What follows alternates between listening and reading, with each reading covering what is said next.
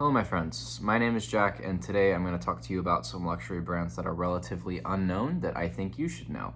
I'm going to talk a little bit about the history of each brand as well as price points, what you can get at those price points, what makes them interesting, and why they're exclusive.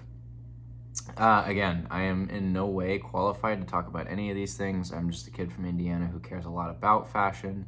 But I think you should know these brands because a lot of them make really cool products and a lot of them are really hard to find and really hard to get. So that to me makes them very interesting.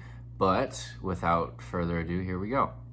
First up is Goyard. I did a video on Goyard a week ago and I went over why I like the brand and what I think makes it very interesting. But long story short, with that video, really old luxury brand. They mostly make accessories and travel trunks, those like hard-sided trunks that Louis Vuitton is normally known for. Their price range is between $450 and about $3,500 in the normally available products. You can go much higher with VIP and custom orders. Their cheapest item is a card holder, and that is that $450 item. Their most expensive on the website that is you still have to order. It's normally not like available when you walk into a store, but the Manoir PM document case is $5,000. And I think you should know about this brand because they are one of, if not the most storied luxury brand in the world. They're family owned and operated to this day. They've never been owned by anyone else, and they've never taken money from any outside investors. They are in-store only. You can get it without living near a store through a personal shopper or the secondary market or something like that. But for the most part, you're going to have to be going to a store to get brand new Goyard products. These next two brands, actually, I am probably going to horribly mispronounce, so forgive me in advance. But first we have Faré Lepage. Sorry about that if you're cringing. This is another Parisian brand, very old, and they have a pretty unique backstory, which is one of the reasons that I like them so much.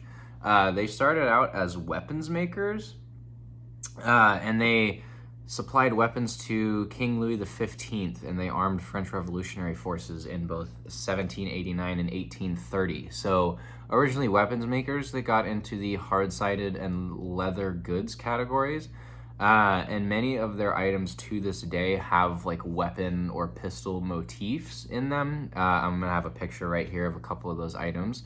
They are in-store and online, and to be honest, they're one of the more cost-effective luxury brands out there, let alone just the ones on this list.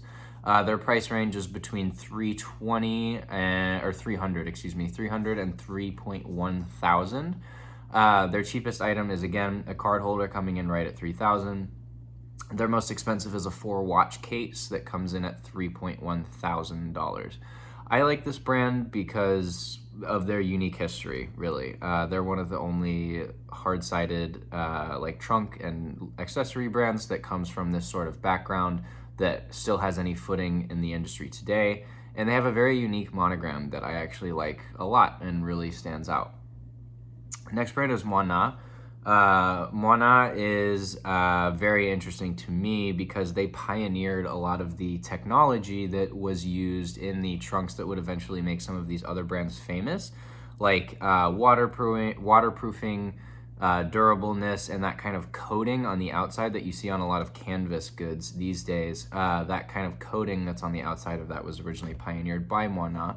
They're a little more expensive. Their price range starts at $500 and tops out at about $5,000.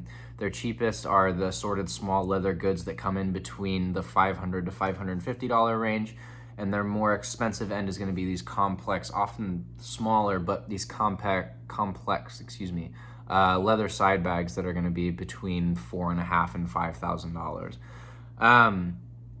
They also used to make custom trunks for customers' vehicles back in the day, which is another very interesting thing that I don't think many of these other brands did, was they would make you a trunk based on what kind of car you had so that it would fit perfectly in your desired cargo space. They also have a really cool monogram. I think this is maybe one of the cooler monograms out there and probably the coolest on this list as well. They make some really cool and unique products as well that make them very recognizable to a trained eye, but will fly right under the radar of most people. The next brand I want to talk about is Delvo. Delvo is a actually Belgian brand that is still very, very much unknown to this day. You can get this brand online, although a lot of their products are not available on the website, and you will need to either have them ordered or you can go to a boutique and get them. This price range is between $450 and it goes all the way up to $10.3 thousand. Their cheapest is a card holder at $450, and their most expensive is the Brilliant XXL bag at $10.3 thousand. All of that information was available on the website. They may have these custom or VIP orders, like I mentioned with Goyard, that can go higher than that. I do not know personally. There honestly is not much about this brand that you can find very easily, at least. But I think it's interesting that they're a Belgian brand that's in a normally French-dominated sector.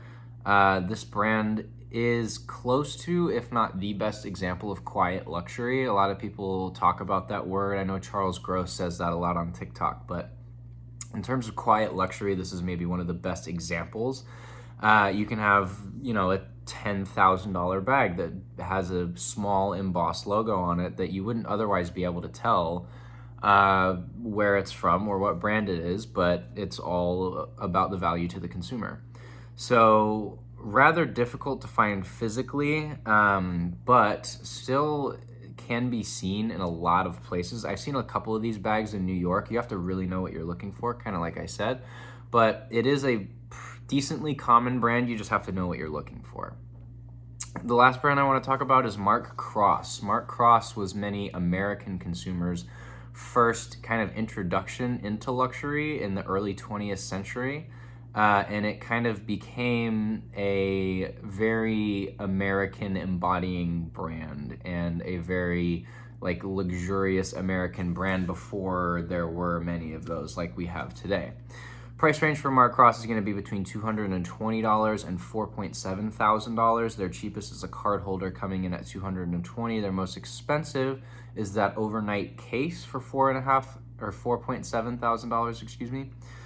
You should like this brand because it's a very sweet origin story. The brand is named after the founder's son, his only son. Mark Cross was, as I said, many Americans' first introduction to luxury products, and they made a range of eccentric products to kind of try and cater to this American market. So these kind of unique, not one of one, but these kind of more unique, playful items that the luxury sector hadn't really seen before this brand broke into the American market. So all of these brands have their own unique backstory and their own quirks about them, but they all sort of fight over who was the original trunk maker. Not all of them, save for ones like Mark Cross, but a lot of these brands that I mentioned really fight over who was the original trunk maker, who was the original French trunk maker especially. They all kind of got started in the 1850s, and it gets really convoluted when they all claim to be the original, and they all got started within 3 or 4 years of each other.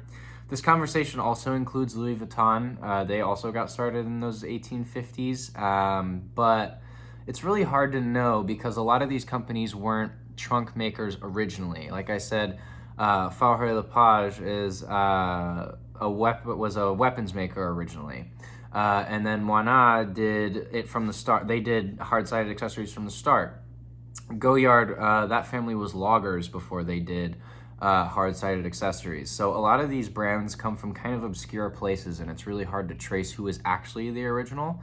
But many of these brands are fascinating to me because of the kind of club mentality that they have. When you purchase a product from them, you become a member of this kind of exclusive club of people that knows how to get these luxurious products that the vast majority of people, in this case at least, the vast majority of people do not have access to.